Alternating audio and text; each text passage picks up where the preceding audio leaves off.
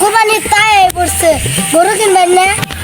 ওই তুই জানোস না প্রতি বছর গরু বড় গরু এটা কারা কুরবানি দেয় আজকে নতুন নিহি এলাকার নুন তাহলে গরু কিনা নিয়ে আর 2 দিন পরে কিনবো আমি বড় গরু কিনার আগে যদি কেউ কিনা হাল দেয় বুঝছি।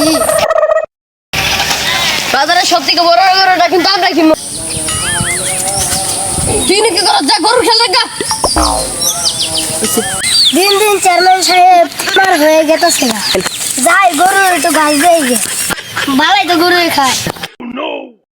মেম্বার সাহেব কুরবানি দেশে পড়েছে গরু কিনতে যাবেন না? গরু কিনতে তো যেতেই হবে চলেন গরু কিনতে যাই। চল তাহলে গরু কিনতে এ বছর ব্যস্ত গরু কিনতে আমরা পারবো না।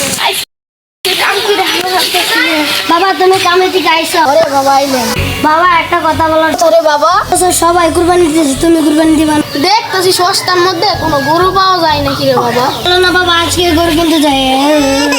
গরিবের তো গরু কেনার সামর্থ্য নাই দেখি একটা কম দামের মধ্যে খাসি কিনা যায় নাকি চলো বাবা তাহলে বাজারে যাই। এই রোদের মধ্যে আসলাম বাবা একটু খেয়ে যাই আচ্ছা চলো বাবা আমিও দুপুরে খাইনি। দুপুরে খাবারটা তো খাইলাম চলো তাহলে এখন বাজার চল বাবা তাহলে যাই বাবা তাহলে এই তারিখে বড় গরু কুরবানি দিতে পারবো না? বাবা সামর্থ্য হয় কুলে উঠি বাবা অনেক খুশি লেগেছে এত বড় ছাগল দেখে। আমার খুশি লাগছে রে বাবা তোর ইচ্ছা পূরণ করতে পারছে দেখি